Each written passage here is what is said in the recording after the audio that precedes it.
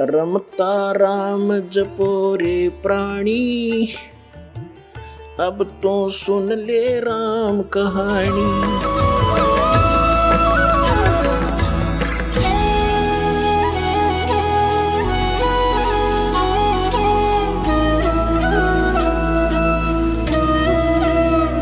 इस भ्रम का निवारण करने के लिए परमेश्वर कबीर जी ने बहुत सी कथाएं सुनाई, बहुत से प्रवचन किए, वाणी सुनाई, पर नहीं हमारे गले उतरी नहीं। एक मगध राज्य का एक बिजली खान नाम का पठान था, वहां का नवाब था वो। एक समय क्या हुआ कि मगध क्षेत्र में सूखा गिर गया, अकाल गिर गया। उन्होंने, क्योंकि वहां मगध नगर है एक छोटा सा, पहले बस्ती जिला था उत्तर प्रदेश में, गोरखपुर से 25 किलोमीटर उरली साइड में बस्ती की तरफ आती। अब उसके नाम ही संत कबीर नगर जिला रख दिया गया है।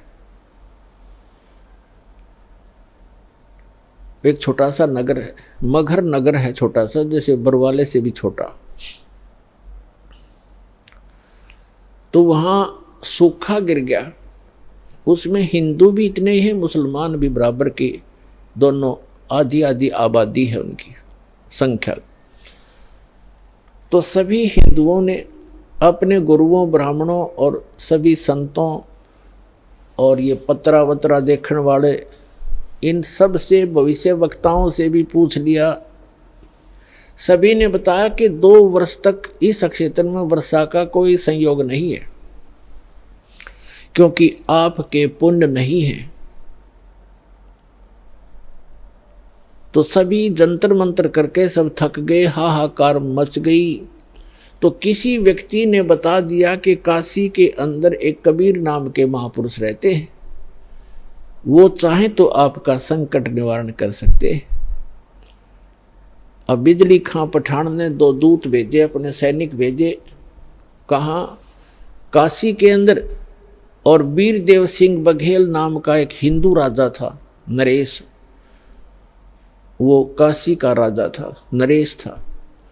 और सिकंदर लोधी दिल्ली का बादशाह था। उस दिल्ली के बादशाह के अंतर्गत ये छोटे छोटे राजा और ये सभी नवाब उसी के अंतर्गत आते थे। तो नरेश जो था वो उस काशी का जो राजा था, काशी क्षेत्र का, तो वो भी परमेश्वर कबीर जी की शरण में आ चुका था। जब वो दोनों सैनिक संदेशवाहक बिजली खां पठान का एक पत्र लेकर के वीर देव सिंह बघेल के पास गए, उसमें लिखा था कि हमारे यहाँ बहुत बुरा अकाल गिर गया है, त्राही त्राही मच गई है, और मैंने सुना है कोई कबीर नाम के कोई संत हैं, कृपा उनको हमारे यहाँ भेजें, और हमारे यहाँ वर्षा नहीं हो रही।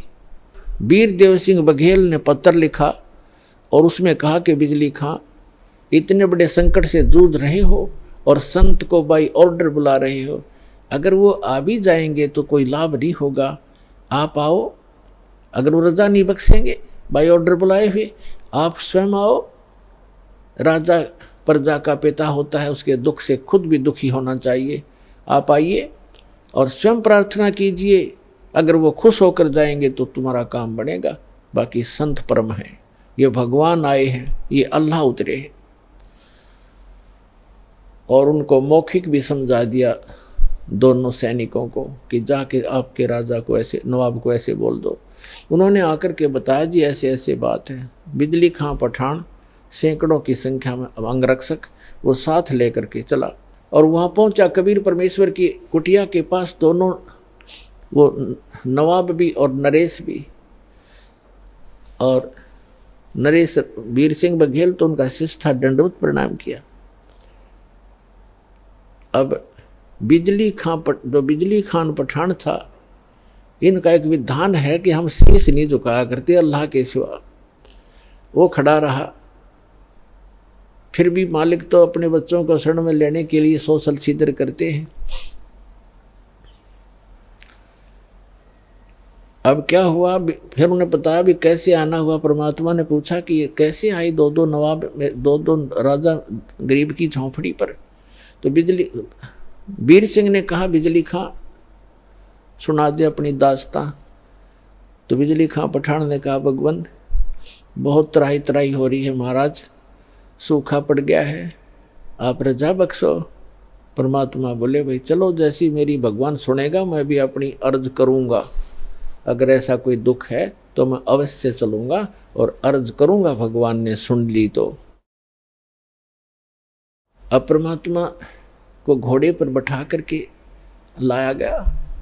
आगे क्या देखा कि गोरखपुर जो है, यहाँ एक टीला है गोरखनाथ जी का, और इन संतों में एक खासियत होती है कि वो इस बात से, अब जैसे शरीर छोड़ गया संत, अब इनकी मुक्ति तो होती नहीं, ये यही धक्के खाते रहते हैं, कोई पितर बन गया, कोई भूत प्रेत रूप में, और जो पितर टाइप हो जाते हैं वो शरीर अपना अन्य जो अच्छी कुछ थोड़ी बहुत भक्ति पूर्व जन्म की या वेदों तक की साधना कर लेते हैं, वो कभी भी शरीर में प्रकट हो जाते हैं, दिखाई भी दे जाते हैं और फिर अंतर्ध्यान हो जाते हैं। तो गोरखनाथ ने सोचा अकाल तो ये गिरना ही गिरना है, यदि कोई संत आया और यहाँ आकर के उसने कोई जंतर मंत्र करके कोई थोड़ा बहुत छिड़का छड़का करवा दिया तो तेरी महिमा कम हो जाएगी। अब गोरखनाथ, एक तालाब, एक सूखी तलैया थी, छोटी सी जोड़ी खेतों में होती है, थोड़ा सा पानी आ जाए, वर्षा हो जाए तो उसमें 5-4 महीने का जल उसमें भर जाता है, थोड़ा ही होता है वो क्षेत्र, छोटी तलैया उस सूखी पड़ी थी। उसके किनारे वृक्ष के नीचे अपना वो त्रिशूल गाड़ के बैठा, ऐसे आसन पदम लगा के। परमात्मा ने गोरखनाथ को देखा, अरे साधु महात्मा आए हैं, बिजली खां रोको, घोड़े को रोको। रोका, कबीर साहब नीचे उतरे, प्रणाम किया, प्रणाम नाथ जी। नाथ जी बोले प्रणाम। तो कबीर परमात्मा ने कहा कि बिजली खां, अरे आपके नगर में देखो कितने महापुरुष बैठे हैं, ये जो चाहे सो कर सकते हैं, अर्ज करो इनसे। बिजली खां पठान ने कहा, महाराज जी ऐसे ऐसे बहुत बुरा हाल हो गया, त्राही त्राही मच गई है, और कुछ दया करो, जल की व्यवस्था करो, वर्षा करवाओ।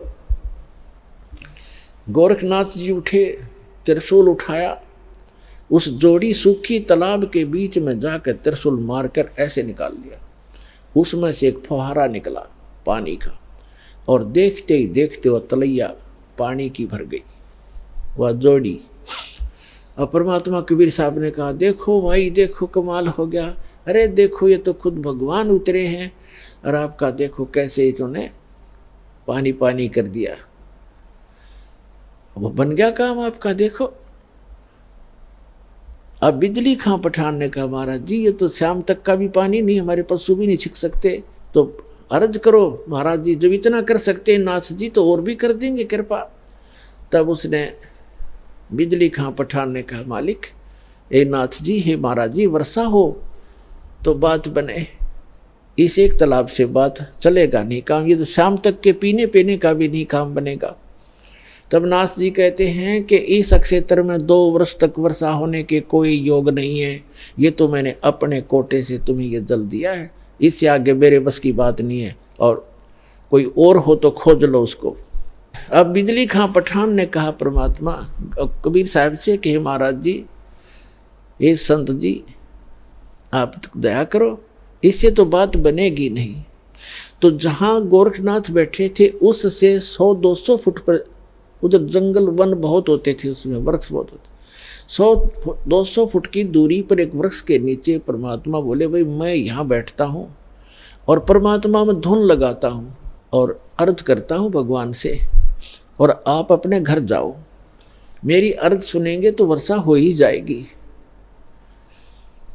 अब वीर सिंह, वो बिजली खां पठान और सभी जो भी उनके साथ थे अपने नगर की तरफ चल पड़े।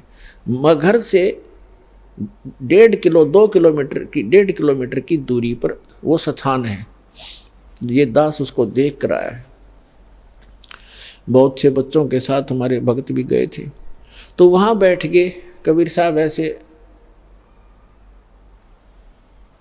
कहते हैं, लाल प्रगट नहीं हुआ करते, ऐसे भोले से बनकर जैसे भगवान से अर्ज कर रहे हैं। धुन लगा रखी है, धुन, भगवान में धुन लगाई, और मुश्किल से वो आधा किलोमीटर गए होंगे बिजली खां पठान और उसके सारे सैनिक से। इतनी जबरदस्त घटा उमड़ कर आई और मूसलधार वर्षा होने लगी। बोल सतगुरुदेव की जय हो, कबीर भगवान की जय हो।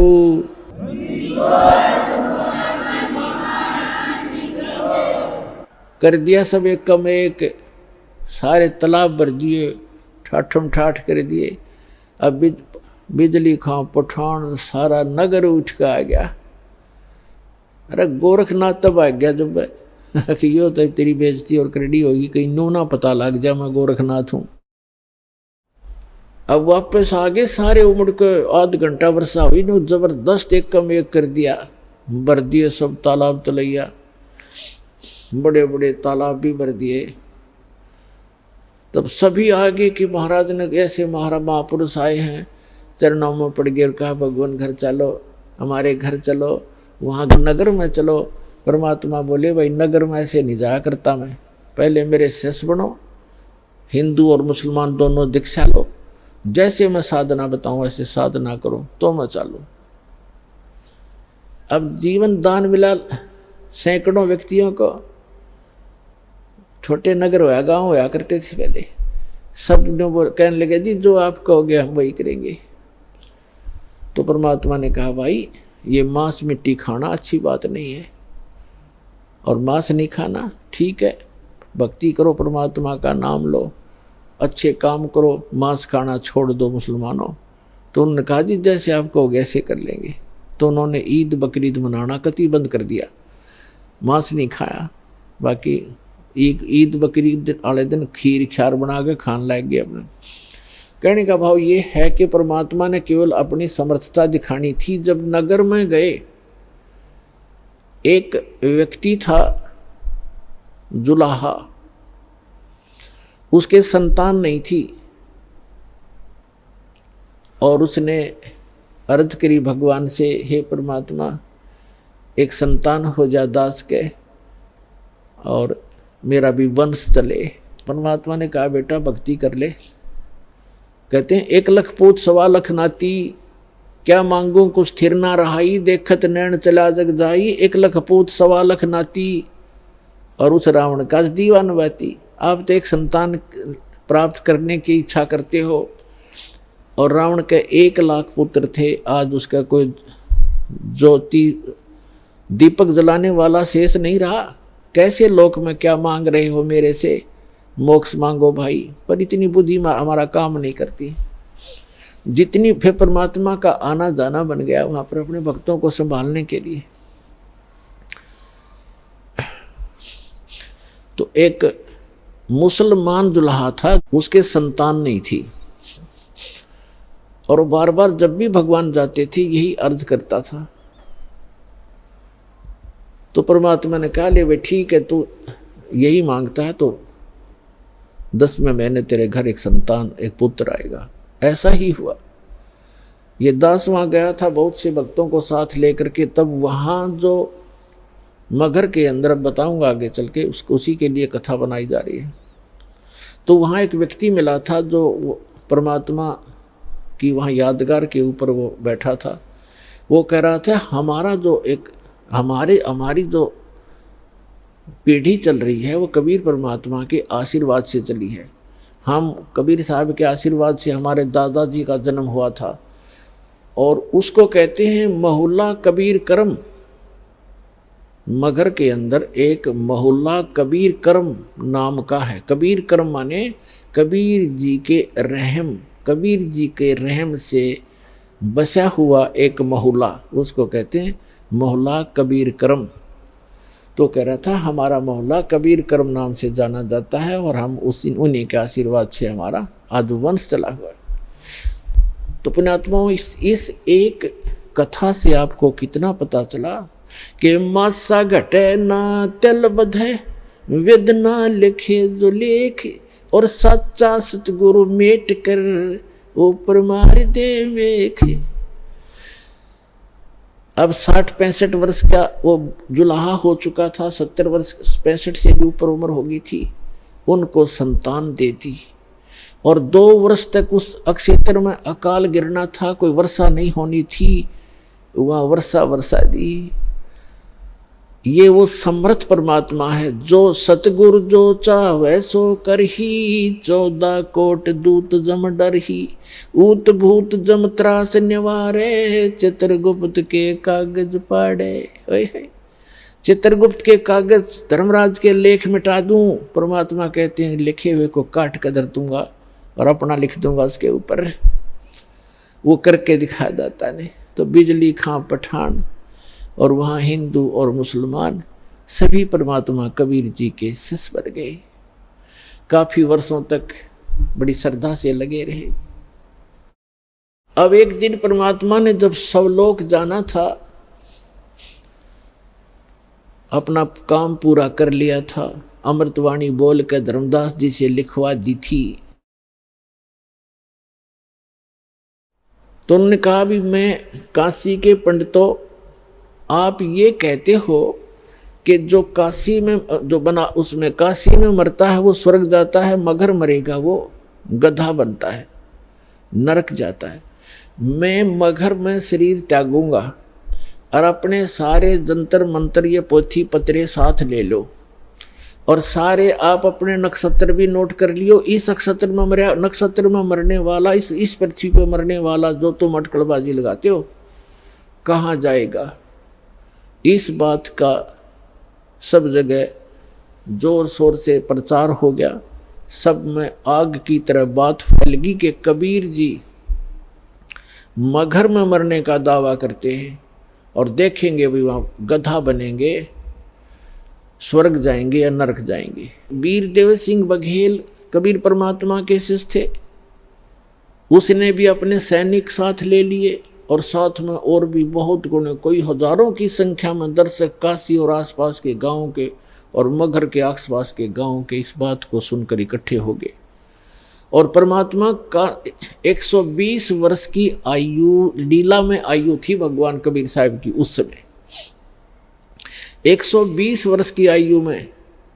और बनारस से लेकर मगर लगभग 125 किलोमीटर 150 किलोमीटर का अंतर है। पैदल गए थे और 3 दिन में पहुंचे। अब वहां जाकर के अब बिजली खां पठान को पता चला कि गुरुजी आ रहे हैं, उनकी खातिरदारी के अंदर खूब तैयारी करवा दी सारी। अब जहां पर परमात्मा की यादगार बनी हुई है वहां परमात्मा कबीर जी जाकर बैठ गए। जिस दिन परमात्मा ने सतलोक जाना था, गमन करना था, सुबह उठकर कहा कि बिजली खां पठान मैं स्नान करूंगा। बिजली खां पठान ने कहा जी जल बहुत ला रखा है, कुएं से भरकर ला रखा है। तो परमात्मा ने कहा मैं कुएं के जल से स्नान नहीं करूंगा, मैं तो बहती दरिया में स्नान करूंगा, मैंने शरीर छोड़ना आज।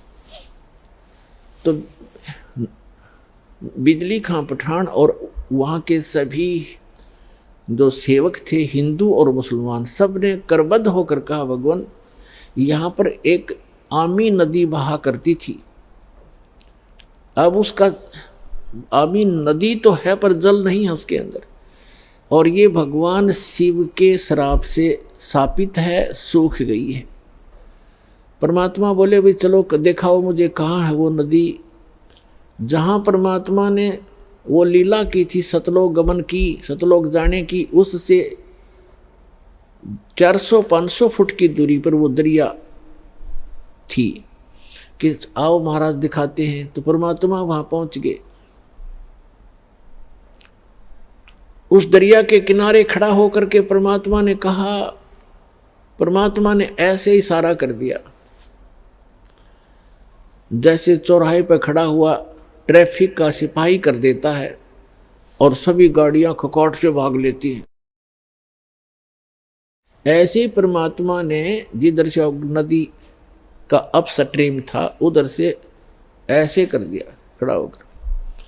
क्या देखा कि बहुत सी दूरी पर ऐसी आवाज आई जैसे बम फटता है, और कम से कम 4-5 किलोमीटर की दूरी पर उस दरिया के अंदर से ऐसा फुहारा उठा और वो दरिया भरकर चल पड़ी, फुल किनारे पर तबर गई।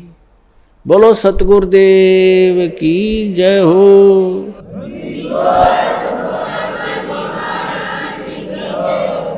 और देखते ही देखते हुआ किनारे को चाटने लगी, फुल होगी कतई। सब नावों मुल गए, और पियो पानी ऐसा जैसे कदे आज तक देखा नहीं सा मीठा पानी, क्योंकि सतलोक से भेजा भगवान ने।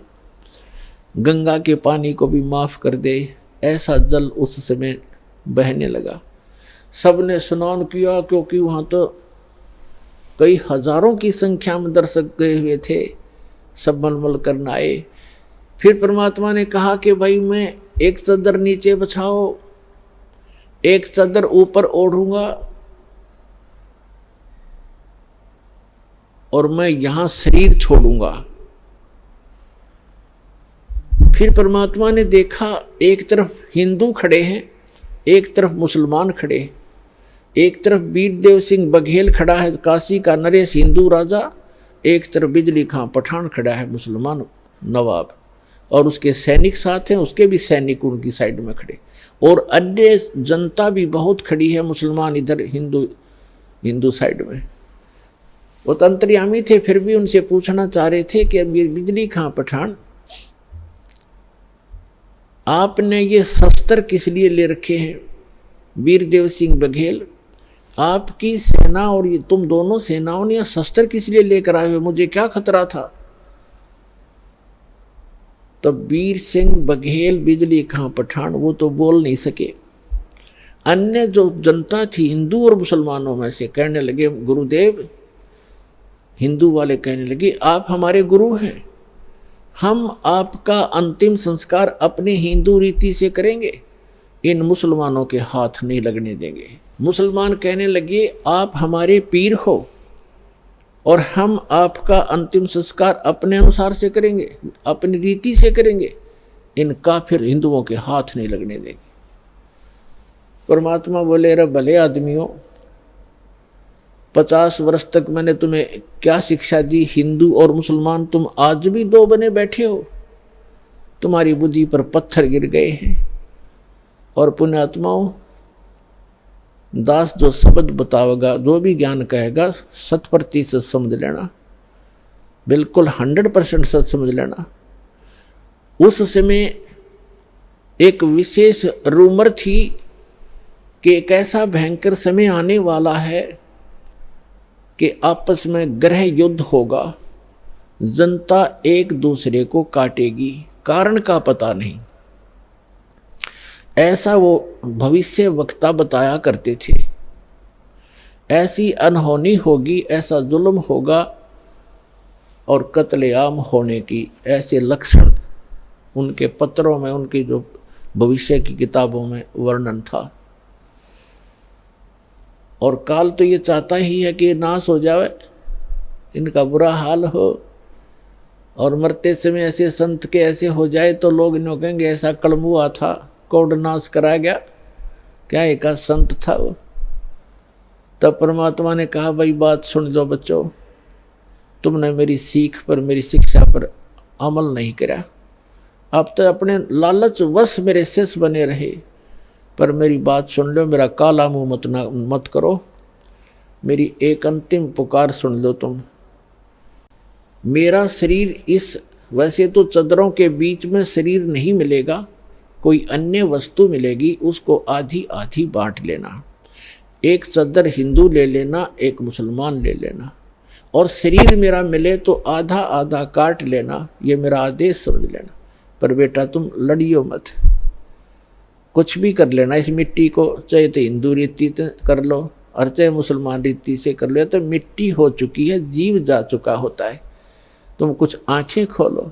तो तब तो वो शांत हो गए, कोई बात ना, एक बार शरीर छोड़ने दो, फिर देखेंगे। उनका इरादा वो यही था कि छिन्नम चपटा करेंगे, लट्ठम लट्ठा करेंगे, छीनेंगे, पूरा सब लेंगे, आधा आधा थोड़ा काटा जाता गुरु जी को, वो तो अंतर्यामी थे, जान गए। तो नीचे एक चादर बिछाई, भक्तों ने श्रद्धा से नीचे 2-2 इंच फूल बिछा दिए, सुगंधित फूल 2-2 इंच, गुरुजी लेटेंगे, और ऊपर से दाता ने एक चादर ओढ़ ली। 2 मिनट के बाद परमात्मा ने आकाशवाणी ऊपर से कहा कि ए पंडितों, ए भविष्य वक्ताओं, अब अपना जंतर मंत्र लगाओ, मैं कहाँ जा रहा हूँ। और कहा परमात्मा ने कि उठा दो पर्दा, इसमें नहीं मिलेगा मुर्दा, क्योंकि हम अविनाशी हैं। जब ऊपर उन्होंने देखा कि भगवान तो वो जा रहे हैं, वो जा रहे हैं, और चादर उठाई तो सब के आकार के सुगंधित फूल मिले, परमात्मा का शरीर नहीं मिला, वो तो सह शरीर सतलोक चले। बोलो सतगुरुदेव की जय हो।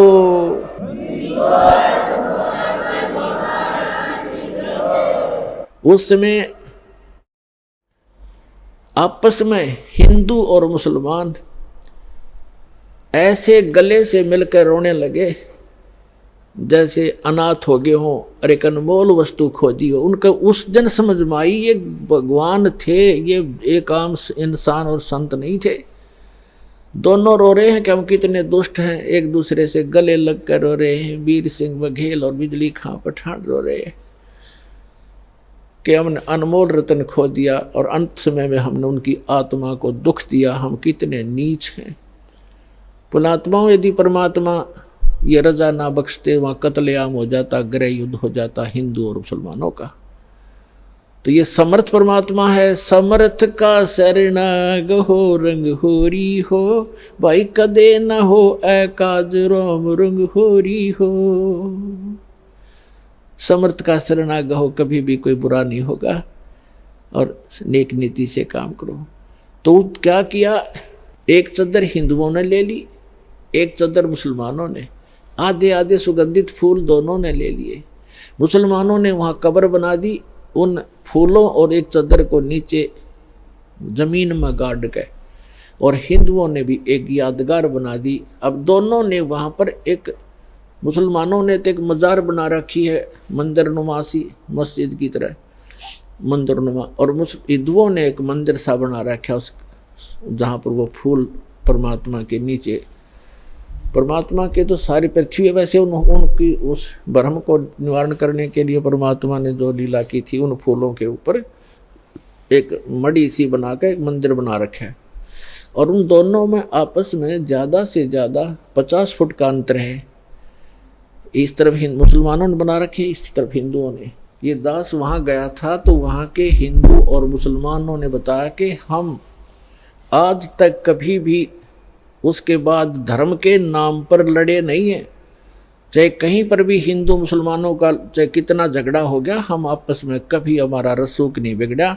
उसके बाद हम इतने नम्र हो गए, हम इतना गलानी बन गई हमारे दिल में, हम आज तक आपस में हिंदू और मुसलमान लड़े नहीं धर्म के नाम पर। एक वैसे तो कवा सुनी घर में भाई भाई की हो जाती है, वो अलग होती है, पर इस विषय में हम नहीं लड़े। तो इसके विषय में धर्मदास जी ने कहा था,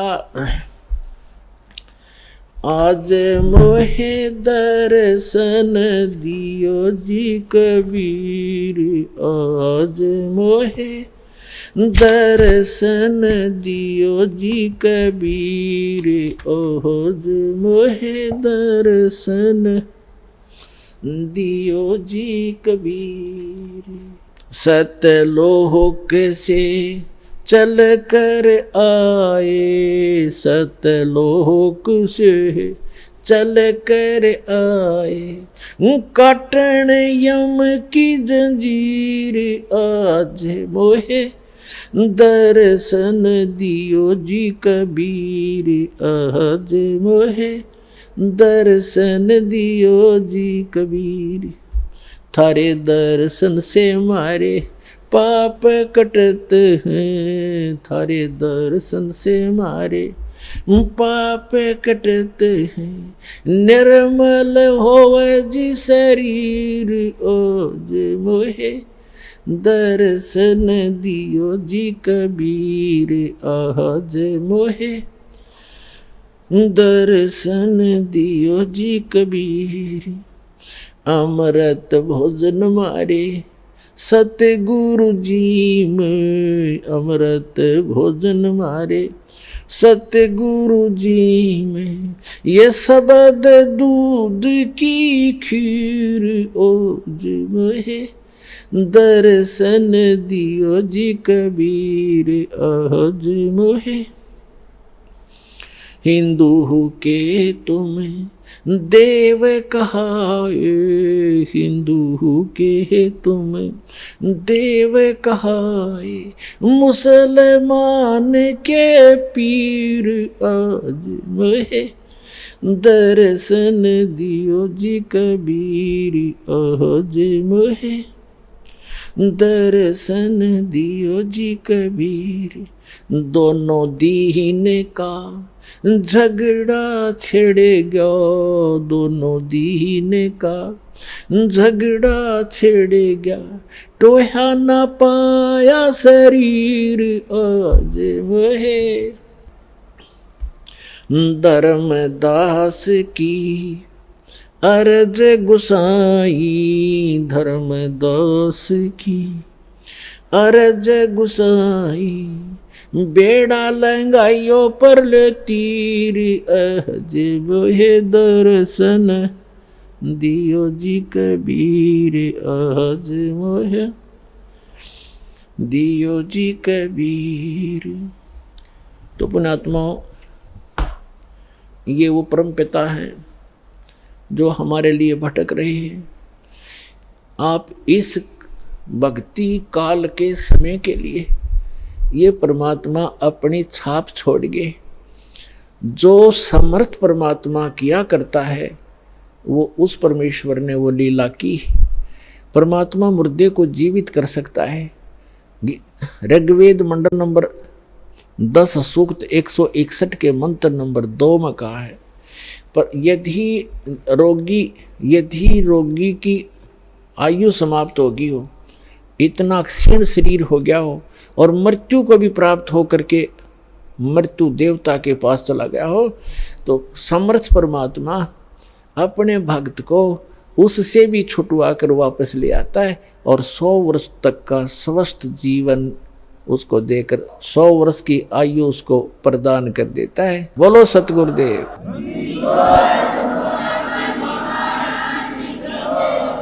और वो पूर्ण परमात्मा है। तो पुण्यात्माओं, ये समर्थ परमात्मा कबीर जी हैं। और दास फिर कहता है कि धन है आपके माता पिता जिनसे जन्म हुआ, आपकी कीमत का आपको पता नहीं, आपकी किस्मत का आपको पता नहीं, दास को पता है, क्योंकि लाल की कीमत, लाल की परख जौहरी किया करता है। जो जितना भी देरी से यहाँ आएगा, जो इंसान, जो प्राणी, उसको केवल पश्चाताप ही हाथ लगेगा। तो इससे दास की प्रार्थना है, जितना हो सके अपने भाई बहनों को, रिश्तेदारों को, जहाँ तक भी आपकी पहुँच है, सबको प्यार से समझाओ। बोलो सतगुरुदेव की जय हो।